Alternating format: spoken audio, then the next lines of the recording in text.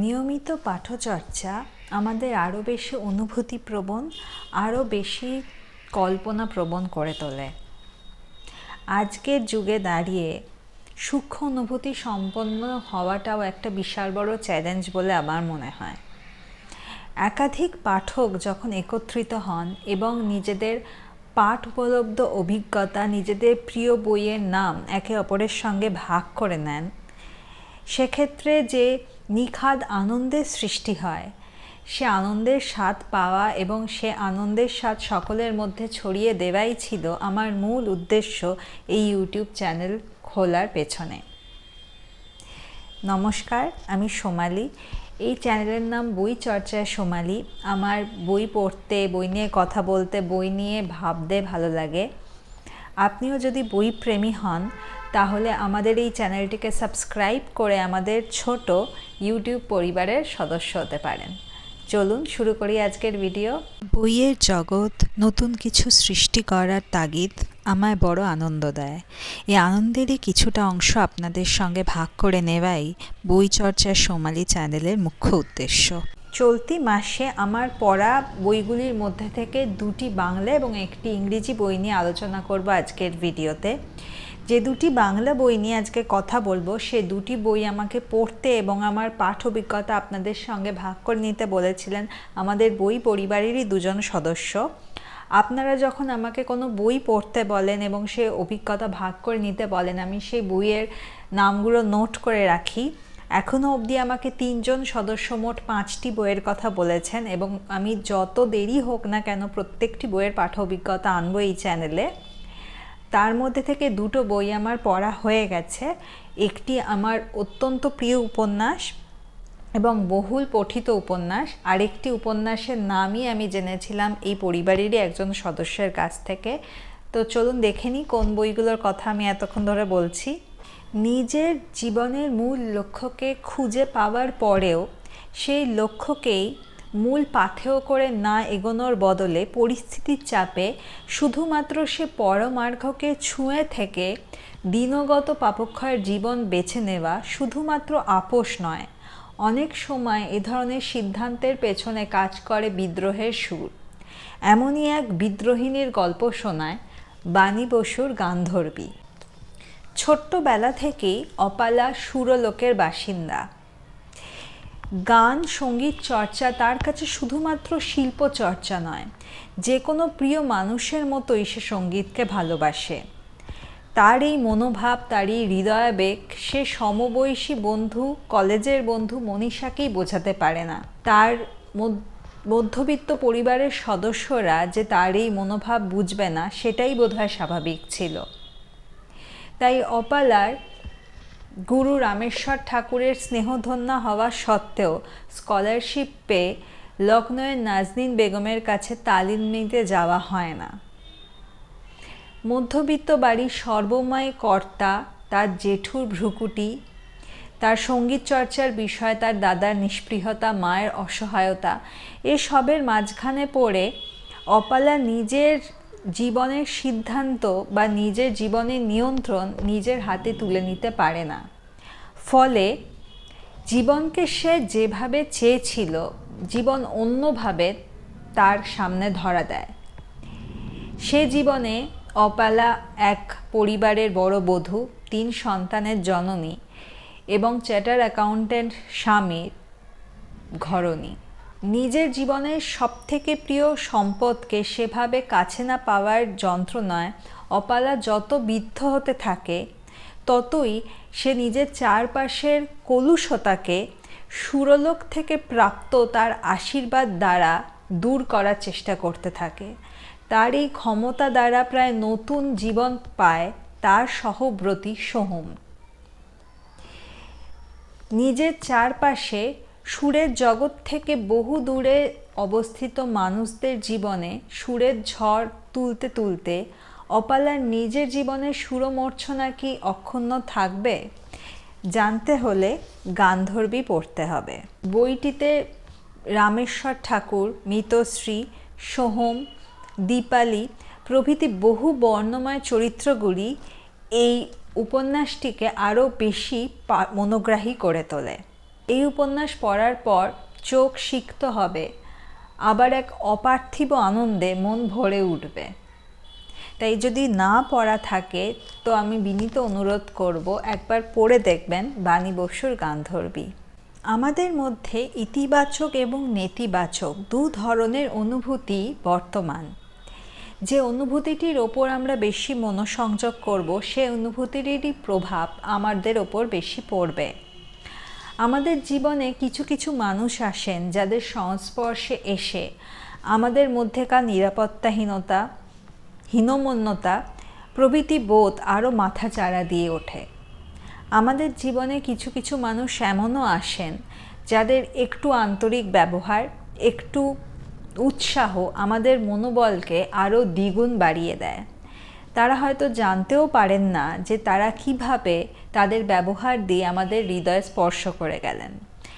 এমনই এক মানবিক সন্ধান অভিসারী গৃহী সাধকের কথা বিবৃত হয়েছে আশুতোষ মুখোপাধ্যায়ের সেই অজানার খোঁজে উপন্যাসে।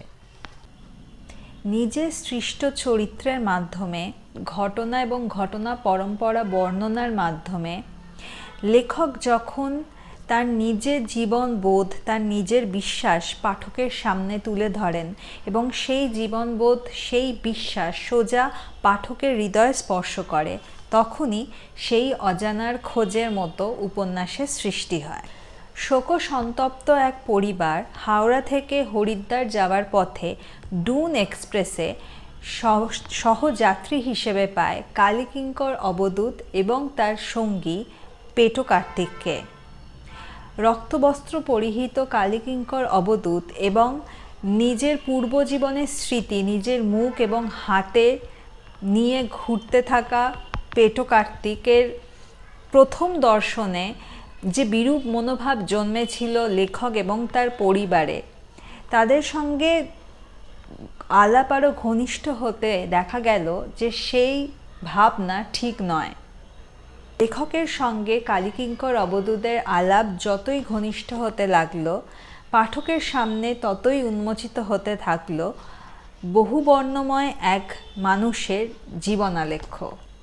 কল্পনাপ্রবণ, সুদূরের পিয়াসী, স্পর্শকাতর, এমএ পাঠরত এক যুবকের জীবন জিজ্ঞাসায় তাড়িত হয়ে অজানার পথে পা বাড়ানো, তার জীবনে বক্রেশ্বরের মহাশ্মশানের কঙ্কালমালী ভৈরব, মা মহামায়া এবং তাদের প্রভাবে, তাদের অনুপ্রেরণায় তার কালীকিঙ্কর অবধূত হয়ে উঠে নিরানন্দের মধ্যেও আনন্দের খোঁজ করা, তার সঙ্গে কল্যাণীর পরিণয় এবং কল্যাণী মা এবং কালীকিঙ্কর অবধূতের যুগ্মভাবে অগণিত মানুষের হিতসাধন, এ সমস্ত বর্ণনার সঙ্গে সঙ্গে সমান্তরালভাবে প্রকাশ পেতে লাগল অলৌকিকতা বাদ দিয়ে কালীকিঙ্কর অবধূতের একদম সাধারণ তুচ্ছ বিষয়ের ওপর অতিমাত্রায় মনোসংযোগ।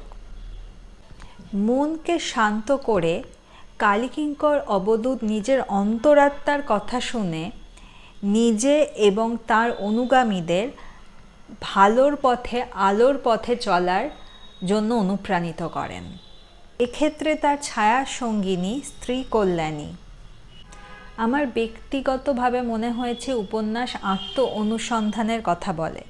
আমরা রোজ নামচার জীবনে তাত্ত্বিক আলোচনা, গুরুগম্ভীর বিষয়ের ওপর মনোসংযোগ করতে গিয়ে নিজেদের মনের ঘরে তাকাতেই ভুলে যাই। এই উপন্যাস পড়ার পর নিজের সত্তার প্রতি আরও মনোযোগী হতে মন চায়। আমরা অনেক সময় আমাদের দুঃখ, কষ্ট, ভয় কোনো একটি আধারের ওপর জমা রেখে নিজেরা শান্তি পেতে চাই, হালকা হতে চাই।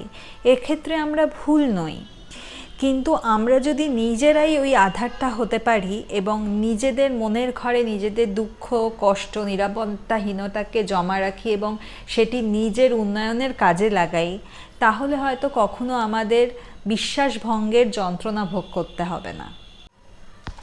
সেই অজানার খোঁজে পড়ে আমার অন্তত এই আত্মোপলব্ধি হয়েছে।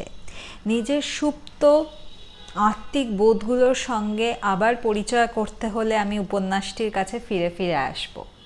আপনারও না পড়া থাকলে পড়ে দেখতে পারেন আশুতোষ মুখোপাধ্যায়ের সেই অজানার খোঁজে। যখন অন্য কেউ আমাদের সঙ্গে আমাদের প্রত্যাশা মতো ব্যবহার করে না, তখন আমাদের খারাপ লাগে, কিন্তু আবার আমরা নিজেদের মনকে শান্ত করে নিজেদের স্বাভাবিক জীবনে ফিরে যাই। সমস্যা তখন হয় যখন আমাদের মনে হয় আমাদের সমস্ত চেষ্টা সত্ত্বেও জীবন আমাদের সঙ্গে প্রত্যাশিত ব্যবহার করলো না, অপ্রত্যাশিতভাবে আমাদের ওপর আঘাত হানলো। এমতাবস্থায় মানুষ নিজের চারপাশে একটা দেয়াল তুলে নেয়, যাতে কোনোভাবেই জীবন আর তাকে অপ্রত্যাশিতভাবে আর আঘাত না করতে পারে। এই সময় তার প্রয়োজন হয় এক বন্ধুর। না, সেই বন্ধু ওই দেয়াল ভেঙে তাকে বের করবে সে আশা সে হয়তো করে না, কিন্তু ওই বন্ধুর সহমর্মিতায় তার আত্মিক বোধ জাগরিত হবে, যার ফলে সে নিজের ইচ্ছেতেই ওই দেয়াল ভেঙে বেরিয়ে আসবে। এমনই এক প্রেরণামূলক মিষ্টি গল্প বলে সুসুকে নাৎসুকাওয়ার the cat who saved books. এটি আমার পড়া অন্যতম একটা মিষ্টি বই। আমার এই বইটি পড়ে এত ভালো লাগলো, আমি ভাবলাম যে এই পাঠ অভিজ্ঞতা আপনাদের সঙ্গে তো ভাগ করে নিতেই হবে। রিন্টারো নাৎসুকির জীবন কালো অন্ধকারে ঢেকে যায় যখন তার একমাত্র আশ্রয় তার দাদু পরলোক গমন করেন। তার দাদুর রেখে যাওয়া একটি সেকেন্ড হ্যান্ড বুকশপই ছিল তার একমাত্র আশ্রয়, কিন্তু কার্যক্ষেত্রে দেখা গেল যে তাকে চলে যেতে হবে তার দূর সম্পর্কের আত্মীয়ার সঙ্গে, সেই বুকশপ এবং দাদুর স্মৃতিকে পেছনে ফেলে।